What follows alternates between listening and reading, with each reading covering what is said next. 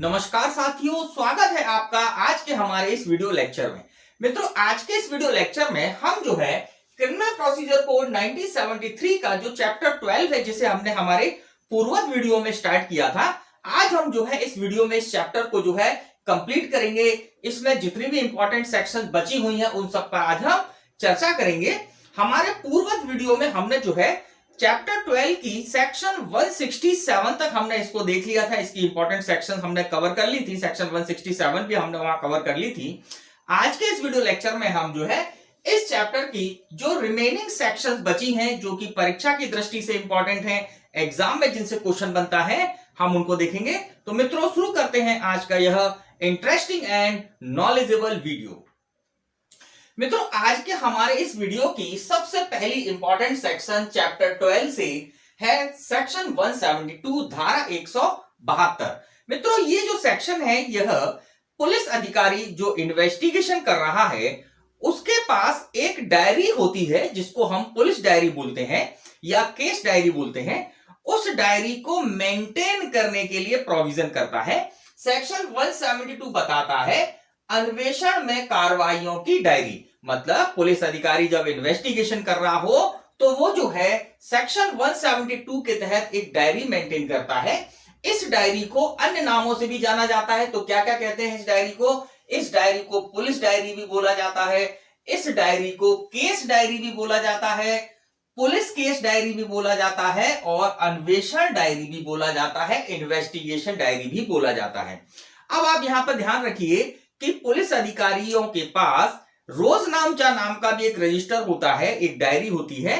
वह diary section 172 की diary नहीं है। रोजनामचा जो मेंटेन किया जाता है वह पुलिस एक्ट 1861 की सेक्शन 44 के अंतर्गत जो प्रोविजन है उसके तहत जो रजिस्टर मेंटेन किया जाता है, जिसे हम रोजनामचा बोलते हैं, जिसे हम जो है जनरल डायरी के नाम से जानते हैं।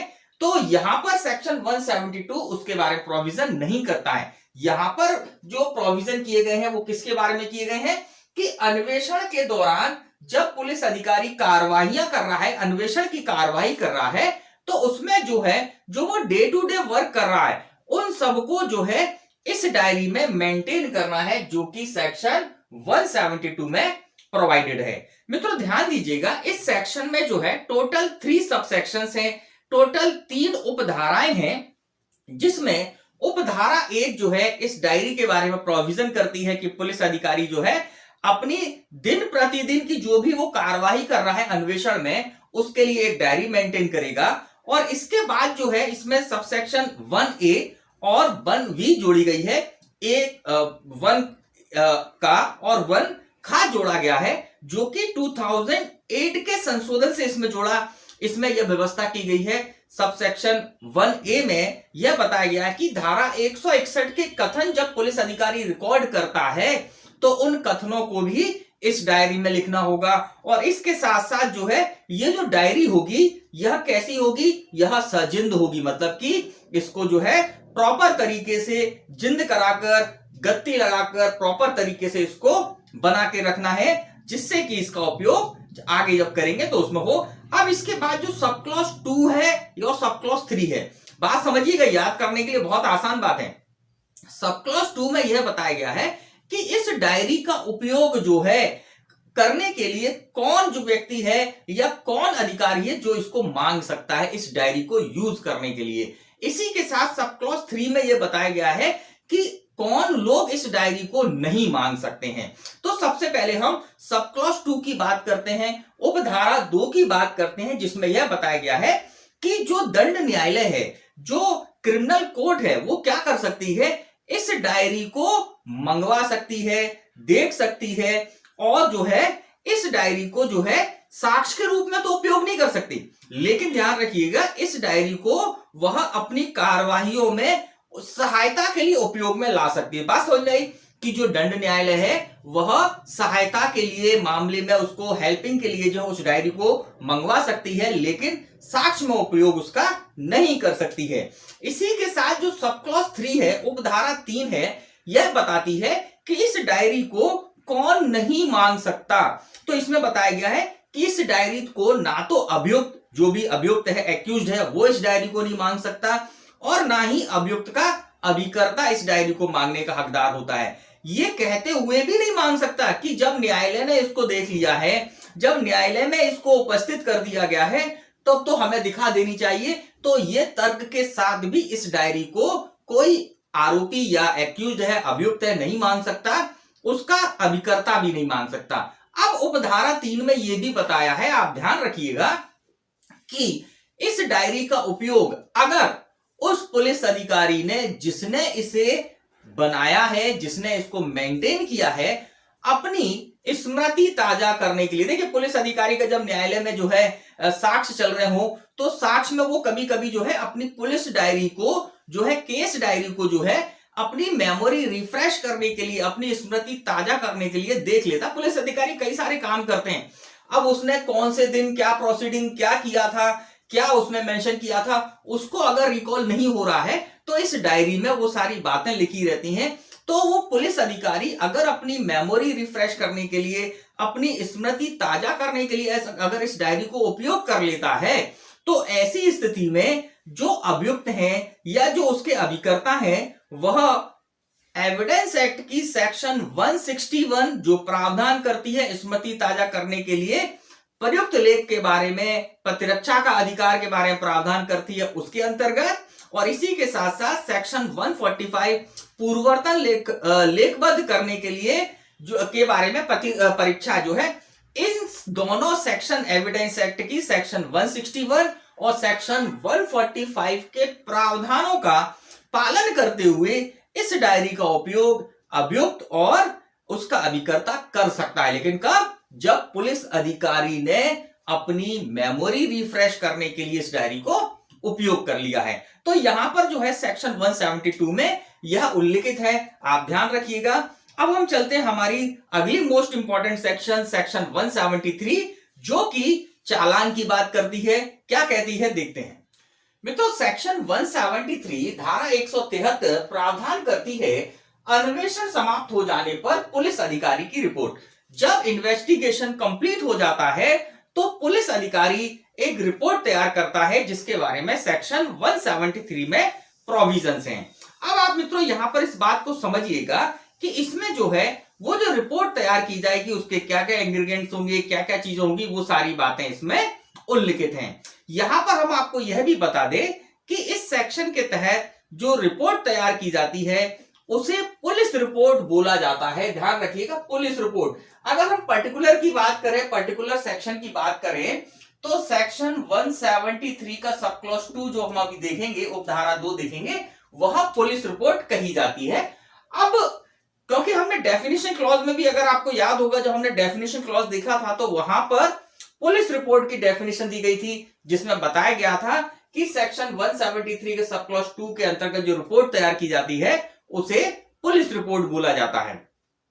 अब जब ये पुलिस रिपोर्ट तैयार हो जाती है और उसके बाद इस पुलिस रिपोर्ट को एक पर्टिकुलर फॉर्मेट में, एक विहित प्रारूप में जब मजिस्ट्रेट के पास पेश किया जाता है और मजिस्ट्रेट इस रिपोर्ट के आधार पर किसी व्यक्ति को चार्ज करता है, चार्जशीट करता है, तो ऐसी स्थिति में ध्यान रखिएगा कि इसे चार्जशीट बोला जाता है, इसे जो है चालान बोला जाता है। अब यहां पर आप इस बात को भी ध्यान रखिएगा कि इसमें जो है क्या क्या प्रावधान है और एग्जाम में क्या क्या क्वेश्चन बन सकते हैं।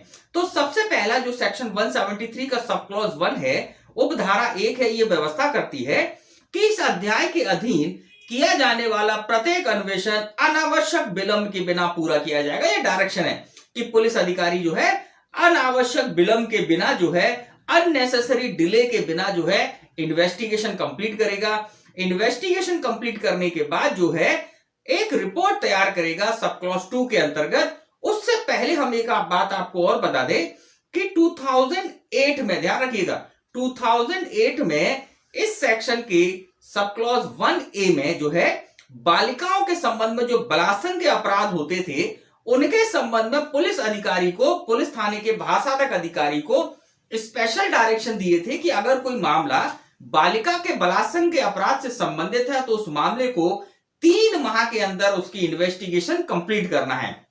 लेकिन 2018 के द्वारा, ध्यान रखिए, देखिए 2008 में प्रोविजन डाला था और 2018 में, याद करने बहुत आसान हो जाएगा, 2018 में अमेंडमेंट के थ्रू इसमें यह व्यवस्था कर दी गई है कि अगर कोई मामला किसी बालिका के बलात्संग से संबंधित है, और भी सेक्शंस हैं जो कि 2018 में ऐड की गई, इसमें इससे संबंधित अगर कोई मामला है तो उस मामले का अन्वेषण 2 महीने के भीतर कंप्लीट किया जाएगा। मोस्ट इंपॉर्टेंट बात है, कितने महीने के भीतर? 2 महीने के भीतर कंप्लीट किया जाएगा। यह 2018 के अमेंडमेंट के थ्रू इसमें जोड़ा गया। अब इसके बाद जो सब क्लॉज 2 है इसका, जिसका हम बात कर रहे थे, जिसे बेसिकली पुलिस रिपोर्ट बोला जाता है, सेक्शन 173 के सब क्लॉज 2 में पुलिस रिपोर्ट के अंतर्गत क्या क्या चीजें आएंगी, किन किन बातों का मेंशन किया जाएगा, इन सब के बारे में व्यवस्था की गई। जैसे कि पक्षकारों के नाम, इत्तला का स्वरूप क्या था, मामले की परिस्थितियों से परिचित प्रतीत होने वाले व्यक्तियों के नाम वगैरह, कथन वगैरह, धारा 170 के अंतर्गत जो अभिरक्षा की रिपोर्ट वगैरह है वो इसमें शामिल होगी। इसी के साथ साथ जो है इसमें 161 के कथन जो कराए गए हैं, ये सारी की सारी चीजें जो कि पुलिस अधिकारी ने इन्वेस्टिगेशन में की हैं, उन सारे दस्तावेज, रिकॉर्ड्स, कथन, वो सारे की सारे इस रिपोर्ट में मेंशन होंगे, रिपोर्ट में लगाए जाएंगे। और इसके बाद जो है यह रिपोर्ट मजिस्ट्रेट के पास पेश की जाएगी। यहां पर यह भी उल्लिखित किया गया है इसके सब क्लॉज 3 में कि जब किसी मामले का कोई अन्वेषण कोई विशेष अधिकारी कर रहा हो तो ऐसी स्थिति में उसके अधीनस्थ अधिकारी जब रिपोर्ट कंप्लीट कर लेते हैं तो वह उस सीनियर ऑफिसर के माध्यम से न्यायालय में रिपोर्ट को पेश करेंगे। अब यहां पर जो है एक और इंपॉर्टेंट बात है, सेक्शन 173 का सब क्लॉज ए, ध्यान रखिएगा, सेक्शन 173 का सब क्लॉज ए, यह सप्लीमेंट्री चालान है, अनुपूरक चालान है। अब यहां पर हम आपको बता दें कि क्या होता है कि पुलिस अधिकारी जो है अन्वेषण कंप्लीट कर लेती है, करने के बाद मजिस्ट्रेट के सामने जो है चार्जशीट फाइल कर देती है। तो यहां पर अगर पुलिस अधिकारी आगे और अन्वेषण करता है तो आगे जो अन्वेषण किया है उसमें जो दस्तावेज जो है उसने कलेक्ट किए हैं, एविडेंसेस जो लिए हैं, कथन लिए हैं, उन सबको कलेक्ट कर कर जो है सप्लीमेंट्री के रूप में जो है यहां पर चार्जशीट फाइल की जा सकती है, चालान फाइल किया जा सकता है। आप ध्यान रखिएगा सेक्शन 173 में सप्लीमेंट्री चालान के प्रोविजन है, एग्जाम में पूछा जाता है। अब यहां पर मैं आपके साथ जो है एक केस जो है उसको शेयर करूंगा।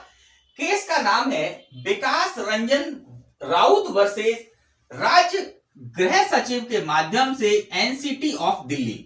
यह केस डिसाइड हुआ था 16 अप्रैल 2019 को, 16 अप्रैल 2019 को यह केस डिसाइड हुआ। इसमें माननीय सर्वोच्च न्यायालय ने यह कहा कि सप्लीमेंट्री चालान जो है या पुलिस अधिकारी जो है एक बार इन्वेस्टिगेशन कंप्लीट करने के बाद जब न्यायालय में चार्जशीट फाइल कर देता है, उसके बाद जो मजिस्ट्रेट है वह स्वप्रेरणा से, शब्द को समझिएगा, स्वप्रेरणा से, स्व मोटो से आगे फर्दर इन्वेस्टिगेशन कर कर सेक्शन 173 के सब क्लॉज 8 के अंतर्गत चार्जशीट फाइल करने के लिए, सप्लीमेंट्री चार्जशीट फाइल करने के लिए आदेश नहीं दे सकता है। यहां पर वह आदेश कब देगा? जब पुलिस अधिकारी ने उस मजिस्ट्रेट को एप्लीकेशन दिया है कि हम जो है इस मामले में और भी इन्वेस्टिगेशन करना चाहते हैं, इसमें अभी और भी कई चीजें सामने आ रही हैं, तो ऐसे एप्लीकेशन पर मजिस्ट्रेट जो है आगे इन्वेस्टिगेशन करने के लिए निर्देश दे सकता है और तब पुलिस अधिकारी जो है यहां पर सप्लीमेंट्री चालान पेश कर सकता है। तो इस केस को ध्यान रखिएगा, करंट का केस है, 2019 का केस है। इसमें माननीय सर्वोच्च न्यायालय ने स्पष्ट कह दिया है कि भाई जो मजिस्ट्रेट है वह सप्लीमेंट्री चालान फाइल करने के लिए या जो है आगे फर्दर इन्वेस्टिगेशन करने के लिए तब तक निर्देश नहीं दे सकता है जब तक कि पुलिस अधिकारी ने आवेदन ना किया हो कि इसमें आगे इन्वेस्टिगेशन करना चाहिए। अगर मजिस्ट्रेट ने ऐसा निर्देश दिया है, ध्यान रखिएगा, स्वप्रेरणा से निर्देश दिया है, तो वह निर्देश अवैधानिक है, उसको जो है हम वैधानिक नहीं कह सकते। इस केस में यह कहा गया। तो यहां पर जो हमने सारी बातें की एग्जाम पॉइंट ऑफ व्यू से, जो सेक्शन 173 के लिए इंपॉर्टेंट है, वो सारी चीजें हमने यहां पर देखी। अब हम चलते हैं हमारी आगे की और क्या इंपॉर्टेंट सेक्शन है, देखते हैं। मित्रों चैप्टर 12 में जो अब हमारी इंपॉर्टेंट सेक्शंस हैं, अगली हमारी जो इंपॉर्टेंट सेक्शंस हैं वो है सेक्शन 174 से लेकर सेक्शन 176 तक। मित्रों ध्यान दीजिएगा, ये तीनों सेक्शन, सेक्शन 174, सेक्शन 175 और सेक्शन 176, ये तीनों की तीनों सेक्शन जो है मृत्यु के कारण की जांच से संबंधित है। ध्यान दीजिएगा, जब किसी व्यक्ति की मृत्यु जो है आत्महत्या करने से या एक्सीडेंट से या किसी जीव जंतु के काटने से या अन्य किसी अप्राकृतिक रूप से किसी व्यक्ति की मृत्यु कारित हुई है, तो उस व्यक्ति की मृत्यु की जांच की जाती है।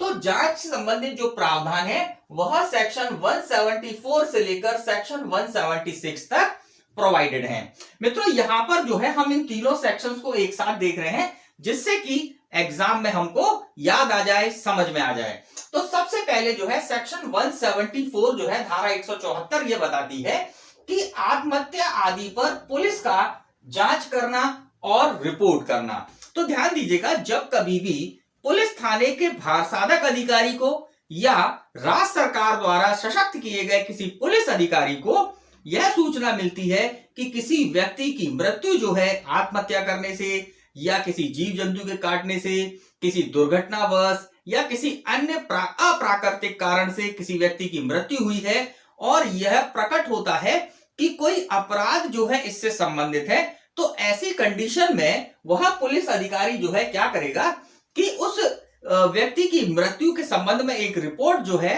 निकटतम कार्यपालक मजिस्ट्रेट को देगा, जो कि मृत्यु की समीक्षा करने के लिए सक्षम है, उसको रिपोर्ट देगा। और रिपोर्ट देने के बाद क्या करेगा, अगर वह उचित समझता है, आवश्यक समझता है, तो वह उस स्थान पर जाएगा जहां पर मृत्यु कारित हुई है और जाने के बाद जो है वहां पर वह मृत्यु के कारण की जांच करेगा स्वयं, और जांच करने के बाद जो है एक पंचनामा बनाएगा। पंचनामा रिपोर्ट जो है सिंपल सी बात है कि पुलिस अधिकारी वहां जाता है, आसपास के लोगों से पूछता है, जांच करता है कि क्या कारण हो सकते हैं, तो एक पंचनामा बनाएगा। पंचनामे पर वहां के निवासी जो है, आसपास के अड़ोसी पड़ोसी, उनसे जो है उस पर सिग्नेचर लेगा। और इसके बाद आप बात समझिएगा कि अगर वह मृत्यु जो है सेक्शन 174 के सब क्लॉज 3 के अंतर्गत आती है, मतलब सब क्लॉज 3 में जो कारण बताए हैं, इन कारणों से संबंधित अगर वह मृत्यु है, कौन कौन से कारण है तो सुनिएगा। जब मामले में किसी स्त्री द्वारा उसके विवाह की तारीख से 7 वर्ष के भीतर आत्महत्या अंतर्वलित है, या मामला किसी स्त्री की उसके विवाह के 7 वर्ष के भीतर ऐसी परिस्थितियों में मृत्यु से संबंधित है जो यह युक्तियुक्त संदेह उत्पन्न करता है कि किसी अन्य व्यक्ति ने ऐसी स्त्री के संबंध में कोई अपराध किया है, या मामला किसी स्त्री की उसके विवाह के 7 वर्ष के भीतर मृत्यु से संबंधित है और उस स्त्री के किसी नातेदार ने उस निमित्त निवेदन किया है, या मृत्यु के कारण की बाबत कोई संदेह है, कोई डाउट है, या किसी अन्य कारण से पुलिस अधिकारी ऐसा करना समीचीन समझता है, तो पुलिस अधिकारी जो है उस व्यक्ति की जिसकी मृत्यु हुई है उस शरीर की जो है चिकित्सीय परीक्षा कराने के लिए जो है उसको भेज सकता है। मतलब कि पोस्टमार्टम के लिए जो है उसको निकटतम सिविल सर्जन, जो भी निकटतम सिविल सर्जन है उसके पास उसको भेज सकता है और उसकी शारीरिक परीक्षा करा सकता है। तो इसके संबंध में प्रोविजन जो है सेक्शन 174 में प्रोवाइडेड है। अब यहां पर सबसे इंपॉर्टेंट बात जो कि सेक्शन 174 के सब क्लॉज 4 में दी है, उपधारा 4 में बताई है कि मृत्यु समीक्षा कौन कौन कर सकता है। समझिएगा बात को, निम्नलिखित मजिस्ट्रेट मृत्यु समीक्षा करने के लिए सशक्त हैं। कौन कौन है? अर्थात कोई जिला मजिस्ट्रेट या उपखंड मजिस्ट्रेट और राज्य सरकार द्वारा या जिला मजिस्ट्रेट द्वारा इस निमित्त विशेष सशक्त किया गया कोई अन्य कार्यपालक मजिस्ट्रेट, ये जो है क्या कर सकते हैं? मृत्यु समीक्षा कर सकते हैं। समझिएगा बात को, एग्जाम में क्वेश्चन बनता है कि किसी अप्राकृतिक मृत्यु के संबंध में मृत्यु समीक्षा करने की शक्ति जो है किन किन कार्यपालक मजिस्ट्रेटों की है या किन किन को शक्ति है। तो किस किस को है? सबसे पहले जिला मजिस्ट्रेट, उसके बाद उपखंड मजिस्ट्रेट, उसके बाद जो है राज्य सरकार द्वारा या जिला मजिस्ट्रेट द्वारा कोई विशेष रूप से सशक्त किया गया कोई कार्यपालक मजिस्ट्रेट, ये 3 जो मजिस्ट्रेट हैं यह जो है मृत्यु समीक्षा कर सकते हैं। इसके संबंध में प्रावधान सेक्शन 174 में प्रोवाइडेड है। अब इसके बाद जो है अगली सेक्शन हम चलते हैं, अगली सेक्शन पर सेक्शन 175। ध्यान दीजिएगा, सेक्शन 175 जो है व्यक्तियों को समन करने की शक्ति से संबंधित है। जब कभी भी कोई पुलिस अधिकारी सेक्शन 174 के अंतर्गत कार्रवाई कर रहा है और उसे ऐसा लगता है कि कोई व्यक्ति है जो कि उन तथ्यों से, उन परिस्थितियों से परिचित है, तो ऐसी स्थिति में पुलिस अधिकारी ऐसे व्यक्ति को समन कर सकता है और समन कर उसे अपने समक्ष जो भी जो है पूछताछ करनी है वह पूछताछ कर सकता है। तो सेक्शन 175 में यह प्रावधान उल्लेखित है। अब यहां पर हम चलते हैं हमारी अगली सेक्शन 176। मित्रों ध्यान दीजिएगा, सेक्शन 176 जो है इंपॉर्टेंट बात यह है कि इसमें जो मृत्यु के कारण की जांच करता है वह करता है मजिस्ट्रेट। अब यहां पर इसको डिफरेंस कर लीजिए, सेक्शन 174 में जांच कौन कर रहा था? पुलिस थाने का भार साधक अधिकारी या राज्य सरकार द्वारा इस निमित्त सशक्त किया गया कोई पुलिस अधिकारी। लेकिन सेक्शन 176 में मृत्यु के कारण की जांच कौन करता है? मजिस्ट्रेट करता है। तो क्या प्रावधान है इसमें देखते हैं हम। तो इसके अंतर्गत यह बताया गया है कि जब कभी भी किसी मजिस्ट्रेट को यह सूचना मिलती है, सेक्शन 174 के अंतर्गत अगर पुलिस अधिकारी ने सूचना दी और वह सूचना जो है सीआरपीसी की सेक्शन 174 की उपधारा 3 के क्लॉज 1 और 2 से संबंधित है। क्लॉज 1 और 2 अभी फिर से बता देते हैं आपको। क्लॉज 1 में बताया गया है सेक्शन 174 के उपखंड या सब सेक्शन 3 का क्लॉज 1 क्या कहता है? मामले में किसी स्त्री द्वारा उसके विवाह की तारीख से 7 वर्ष के भीतर आत्महत्या अंतर्विलित है। या सब क्लॉज 2 क्या कहता है? मामला किसी स्त्री की उसके विवाह के 7 वर्ष के भीतर ऐसी परिस्थितियों में मृत्यु से संबंधित है जो यह युक्तियुक्त संदेह उत्पन्न करता है कि किसी अन्य व्यक्ति ने ऐसी स्त्री के संबंध में कोई अपराध किया है। तो इन दोनों कंडीशन में ये सेक्शन 176 का सब क्लॉज 1 यह बोलता है कि ऐसी कंडीशन में जो है निकटतम जो भी मजिस्ट्रेट है, कार्यपालक मजिस्ट्रेट है, वह उसकी मृत्यु समीक्षा करेगा। यह कंपलसरी है, उसकी मृत्यु समीक्षा करेगा। अब इसके बाद जो है सब क्लॉज इसका 1A जो है, जो कि 2005 में जोड़ा गया, इसमें यह व्यवस्था की गई है जहां ऐसी मृत्यु जो अभी अपन ने देखी, ऐसी मृत्यु कोई व्यक्ति ऐसा जो घटना है वो कोई व्यक्ति मर जाता है या गायब हो जाता है। मतलब ऐसी रिपोर्ट आई है जिसमें कोई व्यक्ति या तो मर गया है या गायब हो गया है या किसी स्त्री के साथ बलात्संग किए जाना अभिकथित है उस रिपोर्ट में। तो ऐसी कंडीशन में ध्यान रखिएगा, वेरी वेरी इंपॉर्टेंट बात है कि ऐसी कंडीशन में मृत्यु समीक्षा कौन करेगा। तो यहां पर व्यवस्था की गई है कि मृत्यु समीक्षा जो है न्यायिक मजिस्ट्रेट या महानगर मजिस्ट्रेट द्वारा की जाएगी। अब ये क्वेश्चन जो है प्रीलिम्स एग्जाम में पूछा जाएगा कि भाई सेक्शन 176 के अंतर्गत जो कार्यवाही करता है, अगर वह मामला किसी व्यक्ति की मृत्यु से संबंधित है या किसी व्यक्ति के गायब होने से संबंधित है या किसी स्त्री के बलात्संग से संबंधित है, तो वहां पर मृत्यु समीक्षा किसके द्वारा की जाएगी? तो ध्यान रखिएगा, न्यायिक मजिस्ट्रेट या महानगर मजिस्ट्रेट द्वारा मृत्यु समीक्षा की जाएगी। अब इसके बाद जो है यहां पर यह भी प्रोविजन किए गए हैं इसके सब क्लॉज 5 में कि वह पुलिस अधिकारी जो है, समझिएगा मजिस्ट्रेट जो है, वह मजिस्ट्रेट जो मृत्यु समीक्षा कर रहा है, वहां पर वह मजिस्ट्रेट जो है उस मृत्यु वाले शरीर की पोस्टमार्टम करा सकता है। जो सिविल सर्जन है निकटतम, उससे उसके शरीर की परीक्षा करा सकता है। और इसी के साथ साथ जो टॉप मोस्ट इंपॉर्टेंट बात है कि अगर किसी व्यक्ति के शरीर को, जिसकी मृत्यु संदिग्ध है, उसके शरीर को अगर गाड़ दिया गया है, समझिएगा गाड़ दिया गया है, तो उसके शरीर को निकलवाकर उसकी समीक्षा करवा सकता है यहां पर सेक्शन 176 में जो भी मजिस्ट्रेट कार्रवाई कर रहा है। अब एक इंपॉर्टेंट बात, एक और डिफरेंस है, सेक्शन 174 में पुलिस अधिकारी जो कार्रवाई कर रहा था यह पोस्टमार्टम तो करा सकता है, लेकिन किसी शरीर को जिसको गाड़ दिया गया है उसको निकलवाने का आदेश नहीं दे सकता, उसको निकलवा कर उसका शारीरिक परीक्षण नहीं करा सकता। लेकिन यहां पर मजिस्ट्रेट जो है, कार्यपालक मजिस्ट्रेट हो या एग्जीक्यूटिव मजिस्ट्रेट हो, यह मजिस्ट्रेट जो है उसके शरीर को निकलवा कर उसकी जांच करा सकते हैं, उसका जो है क्या करा सकते हैं, उसका कह सकते हैं उस शरीर को निकलवा कर उसका पोस्टमार्टम करा सकते हैं। तो यहां पर जो है यह सारे प्रावधान उल्लिखित हैं जो कि हमें एग्जाम के लिए ध्यान रखने हैं। मित्रों, इस प्रकार आज के इस वीडियो लेक्चर में हमने जो है चैप्टर 12 जो है इसको आज हमने कंप्लीट किया और हमने यथासंभव कोशिश की है कि परीक्षाओं के लिए जितनी भी इंपॉर्टेंट बातें हैं इस चैप्टर की आप तक पहुंच जाएं, आपको ये वीडियो जो है लाभदायक हो। तो मित्रों, इसी के साथ आज का ये वीडियो हम यहीं पर समाप्त करते हैं और आपसे मुलाकात होगी हमारे नेक्स्ट वीडियो में, जिसमें हम जो है चैप्टर 13 को लेकर जो है डिस्कस करेंगे, आपको इंपॉर्टेंट चीजें बताएंगे। तो मित्रों, इसी के साथ मुलाकात करते हैं आपसे हमारे नेक्स्ट वीडियो में। जय हिंद, जय भारत।